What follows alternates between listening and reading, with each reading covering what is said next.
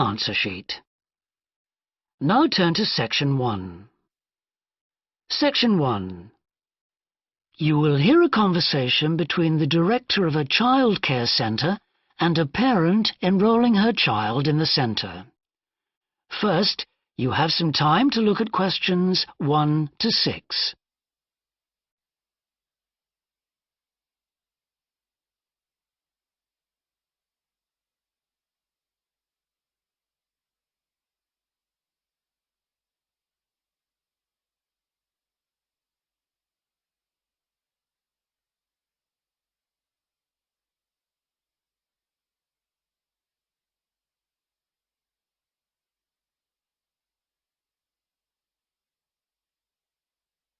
You will see that there is an example that has been done for you. On this occasion only, the conversation relating to this will be played first. Good morning. Welcome to the Early Learning Childcare Centre. How may I help you? Hi, I spoke to you last week about enrolling my daughter for next year. Oh, yes. I'll just get some details from you. So, you're her mother? That's right. And can I have your name? It's Carol. Carol Smith. The parent's name is Carol Smith, so Smith has been written in the space. Now we shall begin. You should answer the questions as you listen, because you will not hear the recording a second time. Listen carefully and answer questions 1 to 6. Good morning. Welcome to the Early Learning Childcare Centre. How may I help you? Hi, I spoke to you last week about enrolling my daughter for next year. Oh, yes. I'll just get some details from you. So, you're her mother? That's right. And can I have your name?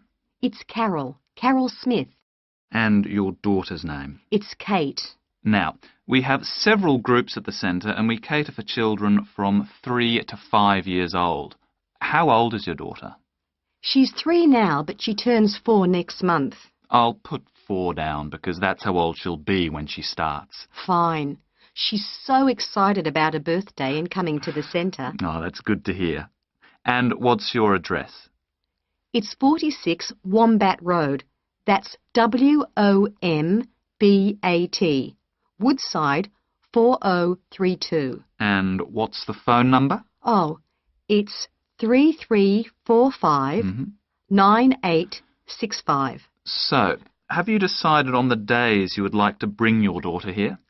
I'd prefer Monday and Wednesday if possible. I'll check. Monday's fine, but I think the centre is already full for Wednesday. Yes. Sorry, it seems to be a very popular day. We can offer you a Thursday or a Friday as well. Oh dear. I suppose Thursday would be all right because she has swimming on Friday. OK, got that. Because a lot of parents work, we do offer flexible start and finish times. We're open from 7:30 in the morning until 6 o'clock at night. What time would you like your daughter to start? I need to get to work in the city by 9, so I'll drop her off at 8:30. You're pretty close to the city here, so that should give me plenty of time to get there. That's fine. Now, we also need to decide which group she'll be in. We have 2 different groups and they're divided up according to age. There's the green group, which is for 3 to 4-year-olds, and then there's the red group, which is for 4 to 5-year-olds. She's quite mature for her age and she can already write her name and read a little. Well, I'll put her in the red group and we can always change her to the green one if there are any problems. That sounds fine. OK, let's move on to meals. We can provide breakfast, lunch and dinner. As she's finishing pretty early, she won't need dinner. Will you give her breakfast before she comes? Yes, she'll only need lunch. Before you hear the rest of the conversation, you have some time to look at questions 7 to 10.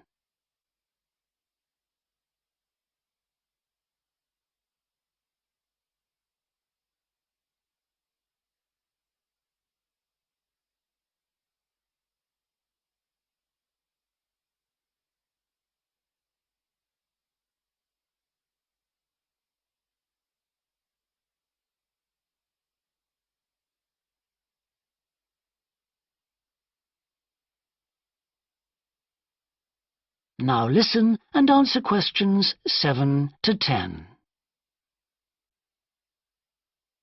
Now, does she have any medical conditions we need to know about? Does she have asthma or any hearing problems, for example? No, but she does need to wear glasses. Oh, I'll make a note of that. Yeah, she's pretty good about wearing them. She can't see much without them. Right. OK. Now, I also need emergency contact details. So what sort of information do you need? Just the name and number of a friend or family member we can contact in case we can't get hold of you at any time. OK. That'd better be my sister, Jenny Ball. Uh-huh. That's B-A-L-L. Her phone number is 33467523. Great. So she is the child's aunt? Yes, that's right. I'll make a note of that as well. Now, is there anything you'd like to ask? What about payment? How much are the fees each term? Well, for 2 days and the hours you've chosen, that will be $450 altogether. OK, and do I have to pay that now? No, we send out invoices once the children start at the centre. You can choose to pay at the end of each term, or we do offer a slightly discounted rate if you pay every month. Oh, I'll do that then.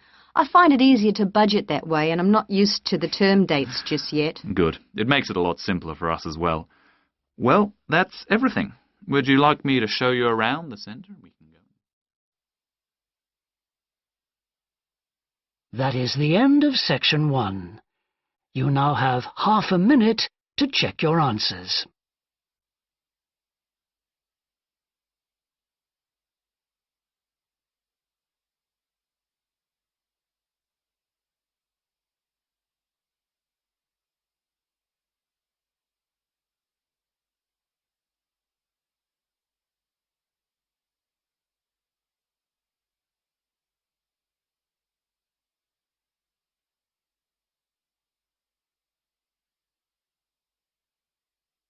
Now turn to section 2.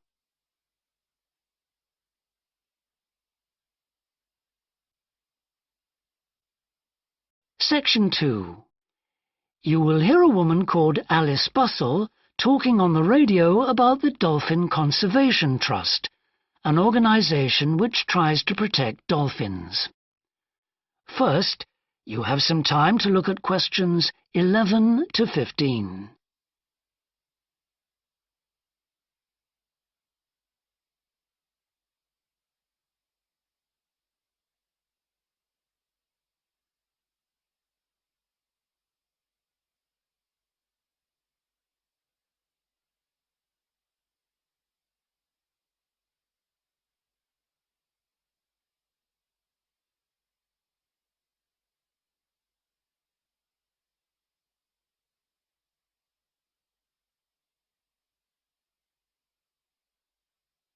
Now listen carefully and answer questions 11 to 15.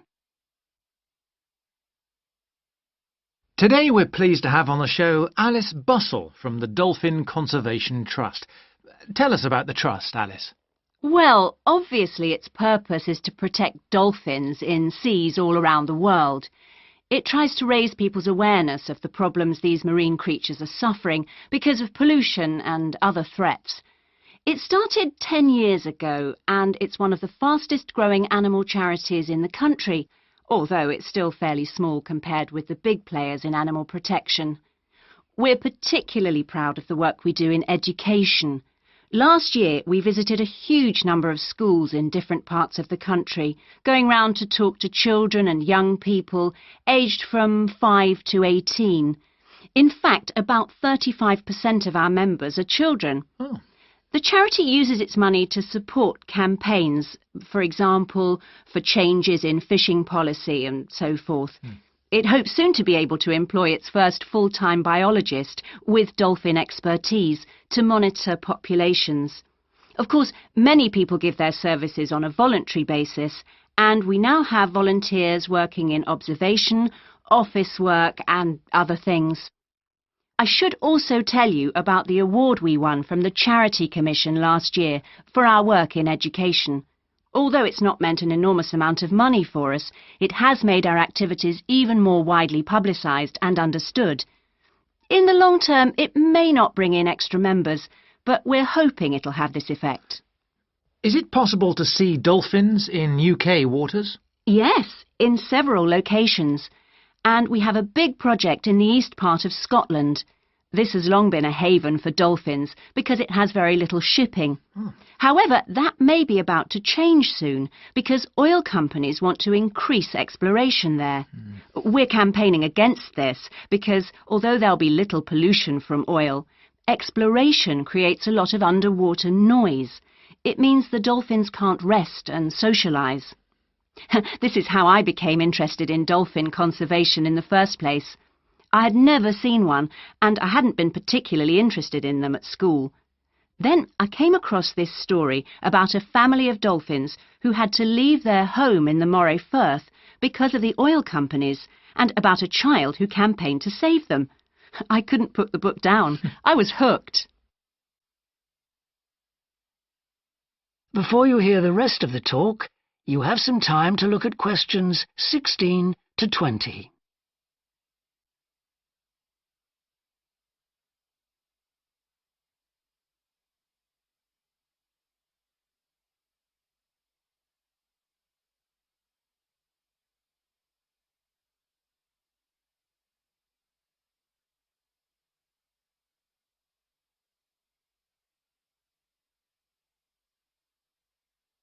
Now listen and answer questions 16 to 20. I'm sure our listeners will want to find out what they can do to help. You mentioned the Adopt a Dolphin scheme. Can you tell us about that? Of course. People can choose one of our dolphins to sponsor. They receive a picture of it and news updates. I'd like to tell you about 4 which are currently being adopted by our members: Moondancer, Echo, Kiwi and Samson. Unfortunately, Echo is being rather elusive this year and hasn't yet been sighted by our observers, but we remain optimistic that he'll be out there soon. All the others have been out in force. Samson and Moondancer are often photographed together, but it's Kiwi who's our real character, as she seems to love coming up close for the cameras, and we've captured her on film hundreds of times. They all have their own personalities. Moondancer is very elegant and curves out and into the water very smoothly, whereas Samson has a lot of energy. He's always leaping out of the water with great vigour. You'd probably expect him to be the youngest. He's not quite. That's Kiwi. But Samson's the latest of our dolphins to be chosen for the scheme. Kiwi makes a lot of noise, so we can often pick her out straight away. Echo and Moondancer are noisy too, but Moondancer's easy to find because she has a particularly large fin on her back, which makes her easy to identify. So, yes, they're all very different. Well, they sound a fascinating group. And how would you go about... That is the end of section 2. You now have half a minute to check your answers.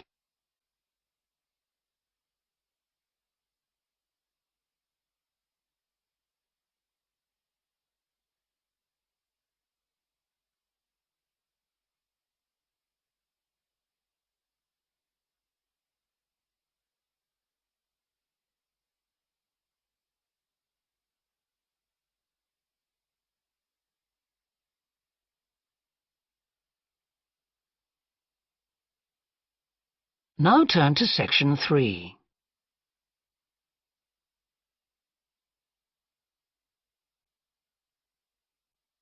Section 3.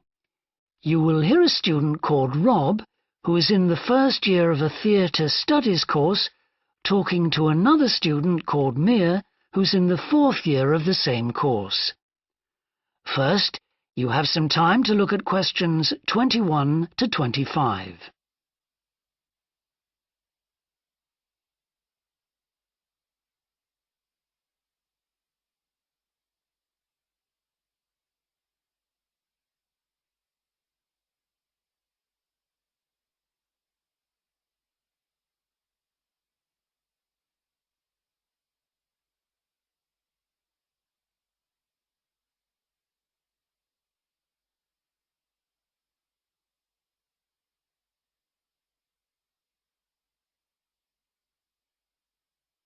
Now listen carefully and answer questions 21 to 25.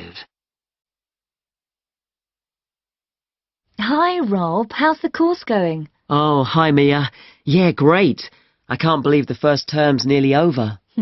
I saw your group's performance last night at the student theatre. It was good. Really? Yeah, but now we have to write a report on the whole thing, an in-depth analysis. I don't know where to start. Like, I have to write about the role I played, the doctor, how I developed the character. Well, what was your starting point? My grandfather was a doctor before he retired, and I just based it on him. Okay, but how? Did you talk to him about it? He must have all sorts of stories, but he never says much about his work, even now. He has a sort of authority, though. So, how did you manage to capture that?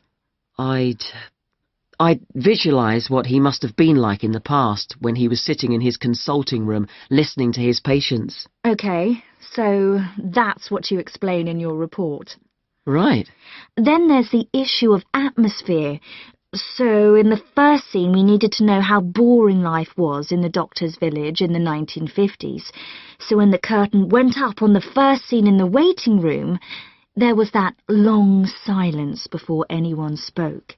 And then people kept saying the same thing over and over, like, cold, isn't it? Yes, and everyone wore grey and brown and just sat in a row. Yes, all those details of the production. And I have to analyse how I functioned in the group, what I found out about myself. I know I was so frustrated at times when we couldn't agree. Yes. So did one person emerge as the leader? Sophia did. That was okay. She helped us work out exactly what to do for the production, and that made me feel better, I suppose. When you understood what needed doing? Yes, and Sophia did some research too. That was useful in developing our approach. Like what? Well, she found these articles from the 1950s about how relationships between children and their parents, or between the public and people like bank managers or the police, were shifting. Interesting. And did you have any practical problems to overcome? Well, in the final rehearsal, everything was going fine until the last scene. That's where the doctor's first patient appears on stage on his own. The one in the wheelchair? Yes, and he had this really long speech with the stage all dark except for one spotlight. And then that stuck somehow, so it was shining on the wrong side of the stage. But anyway, we got that fixed, thank goodness. Yes, it was fine on the night. Before you hear the rest of the discussion, you have some time to look at questions 26 to 30.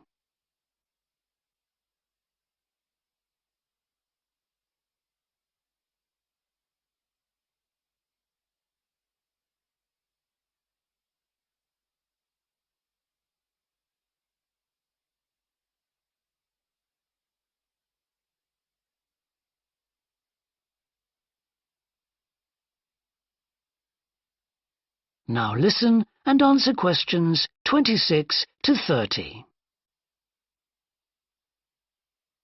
But while you're here, Mia, I wanted to ask you about the year abroad option. Would you recommend doing that? Yes, definitely. It's a fantastic chance to study in another country for a year. I think I'd like to do it, but it looks very competitive. There's only a limited number of places. Yes. So, next year, when you're in the second year of the course, you need to work really hard in all your theatre studies modules. Only students with good marks get places. You have to prove that you know your subject really well. Right. So, how did you choose where to go? Well, I decided I wanted a programme that would fit in with what I wanted to do after I graduate. So I looked for a university with emphasis on acting rather than directing, for example. It depends on you. Then about 6 months before you go, you have to email the scheme coordinator with your top 3 choices. I had a friend who missed the deadline and didn't get her first choice, so you do need to get a move on at that stage. You'll find that certain places are very popular with everyone. And don't you have to write a personal statement at that stage? Yes. Right. I'll get some of the final year students to give me some tips. Maybe see if I can read what they wrote. I think that's a very good idea. I don't mind showing you what I did. And while you're abroad, don't make the mistake I made. I got so involved I forgot all about making arrangements for when I came back here for the final year. Make sure you stay in touch so they know your choices for the optional modules. You don't want to miss out doing your preferred specialisms. Right. That is the end of section 3. You now have half a minute to check your answers.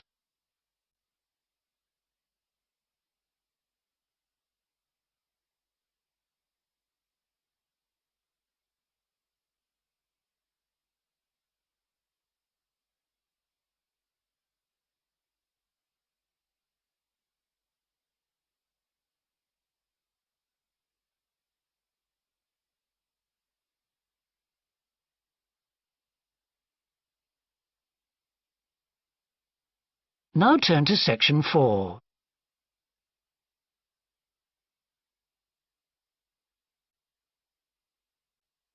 Section 4. You will hear part of a lecture about leadership introducing a theory called self-regulatory focus theory.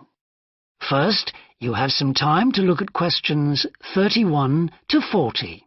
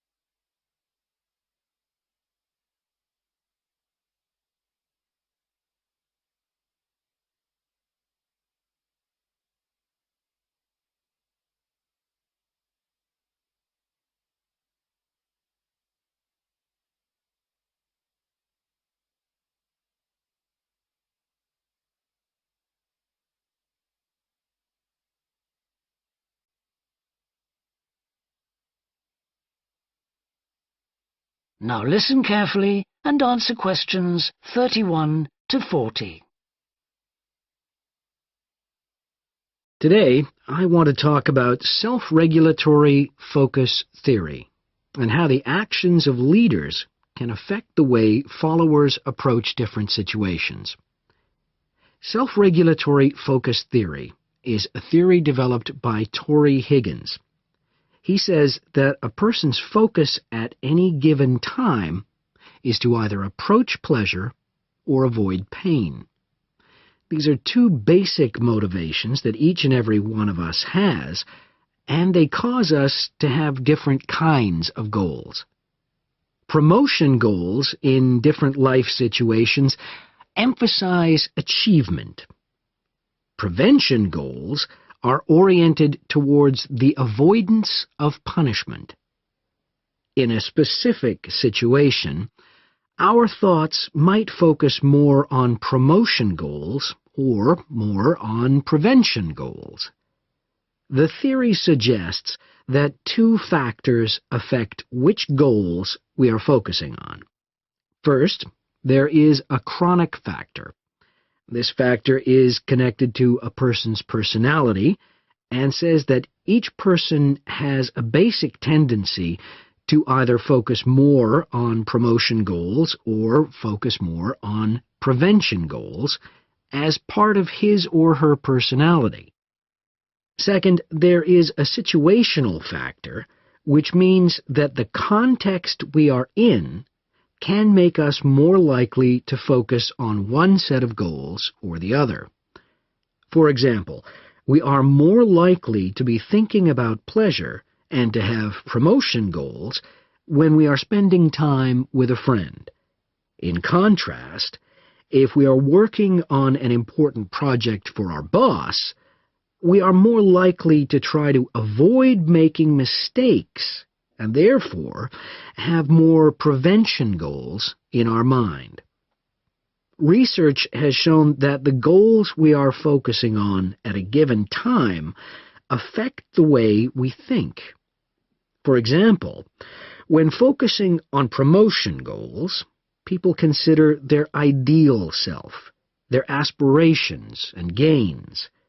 They don't think about what they can lose, so they think in a happier mode. They feel more inspired to change. When people are focusing on prevention goals, they think about their ought self. What are they supposed to be? What are people expecting from them?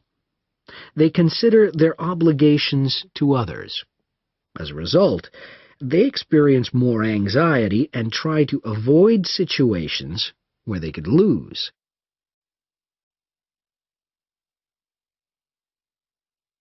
Now that I have talked about the two focuses and how they affect people, I want to look at the idea that the way leaders behave, or their style of leading, can affect the focus that followers adopt in a specific situation. In talking about leadership, we often mention transformational leaders and transactional leaders. Transformational leaders, when interacting with their followers, focus on their development. In their words and actions, transformational leaders highlight change. Their speech is passionate and conveys a definitive vision. All of these things can encourage followers to think about what could be. In other words, they inspire a promotion focus in their followers. In contrast, transactional leaders focus on developing clear structures that tell their followers exactly what is expected of them. While they do explain the rewards people will get for following orders, they emphasize more how a follower will be punished, or that a follower won't get rewarded if his or her behavior doesn't change. In short, they emphasize the consequences of making a mistake. This emphasis will clearly lead followers to focus on avoiding punishment and problems. This is clearly a prevention focus. In conclusion, it is important to understand that one focus is not necessarily better than the other one. For a designer who works in a field where a lot of innovation is needed, a promotion focus is probably better. In contrast, a prevention focus, which causes people to work more cautiously and produce higher quality work, might be very appropriate for a job like a surgeon, for example. The main point of the research, though, is that the actions of leaders can greatly influence whether people approach a situation with more of a promotion focus or more of a prevention focus. That is the end of section 4.